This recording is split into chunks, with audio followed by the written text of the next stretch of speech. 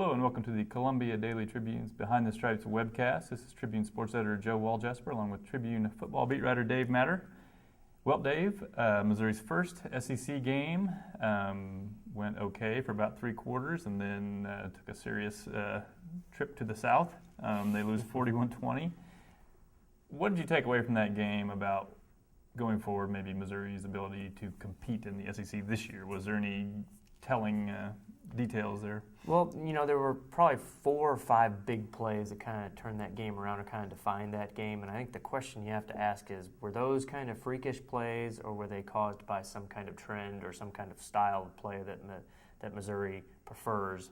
And I'm not really sure we know the answer. I mean, Missouri's had so many issues on their offensive line with inexperience. It's the most inexperienced line they've had under Pinkel, and it was even compounded by the loss of Elvis Fisher in the second quarter.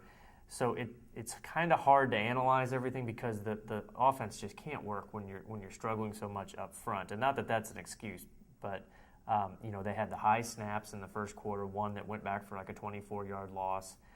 The first 2 drives are completely short-circuited by terrible snaps. Absolutely. I mean, you just had to write those off because every play started with the quarterback jumping around or diving for the ball. Yeah, and you're going up against a really good pass rush anyways. When you have to add a few seconds to what you have to do to go catch the snap, I mean, it's just a recipe for disaster.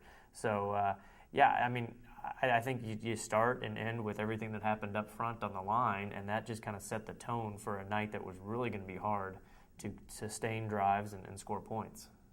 I don't think that line is going to get better, though. There's so many injuries there. I mean, you basically have the JV playing at this point on the line against, at least in the case of Georgia. For one thing, Jarvis Jones is probably going to be a top 5 NFL draft pick. Right.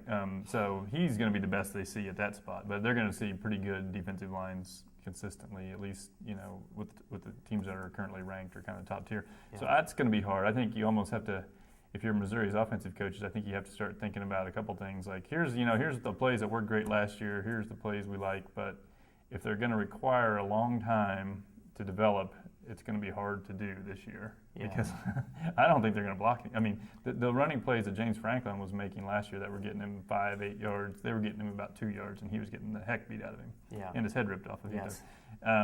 And really, it's kind of too bad because I think Missouri, what they're good at on offense, what their strength is this year is they got all these great, gigantic receivers who are really good and were better than the guys they were playing against Georgia.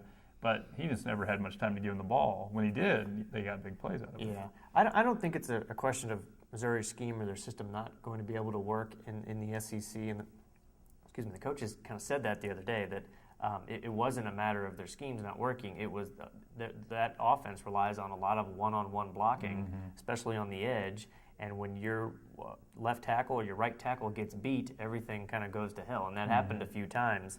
I don't think some of those issues probably happened last year when Missouri had a pretty good offensive line.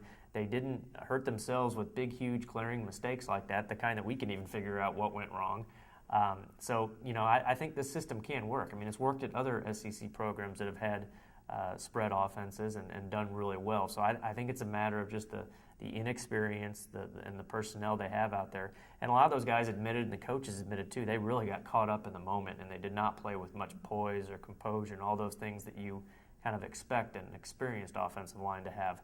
And they were just rattled early on. I mean, it was like Missouri was the visiting team playing their first SEC road game. They just did not respond to the situation very well.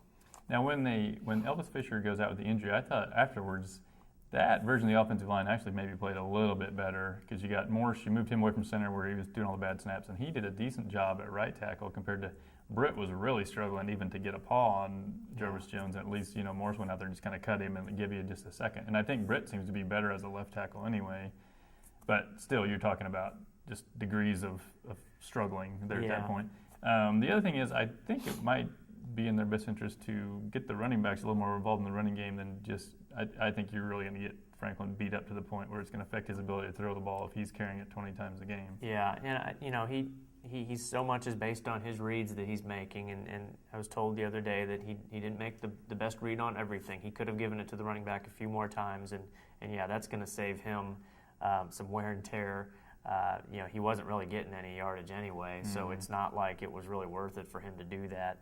It was kind of a mess the other night. And I think the thing that's probably most frustrating for Missouri and their fans is they were in the game until late in the third quarter. So it's not like they were really getting exposed or overwhelmed the entire game. They were hanging right there and had the lead for a lot of the night.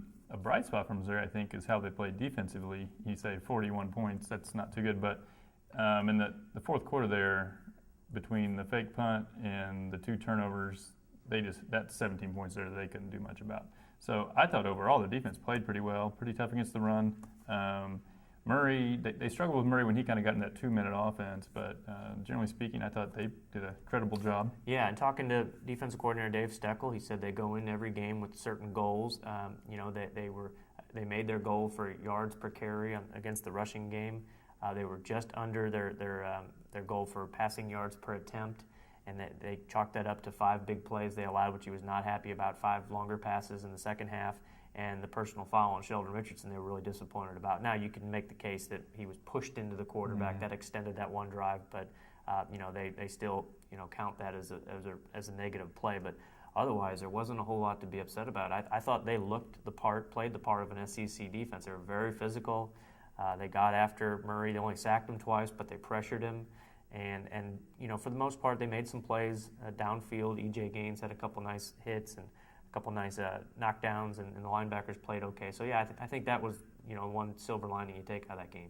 I thought scheme-wise they threw up a nice curveball too, where they in passing situations they had 3 defensive ends in the game, and only 2 of them were down in a stance, and Sheldon was roaming around in the middle, and it caused them to call timeouts. It kind of seemed like that really bothered them in the first half at least. Yeah, and Georgia's right tackle, a freshman, kind of like Missouri's situation, he had 3 false starts, and that's when you're struggling for yards on the road. That's tough when you have to go back 5 yards, and it happened a lot in that game. And I think maybe the other one kind of disconcerting thing from Missouri is I don't think they have a whole lot of faith in that kicker, Baggett. I mean, they got to where they could have attempted a 45-yard field goal early in the game, and they didn't even try it. I mean, that to me would be a bit of a worry. That how close do you really think you need to get before you can run that guy out there? Absolutely, and there were some other curious special teams decisions in this game also, which we'll discuss tomorrow on our next webcast.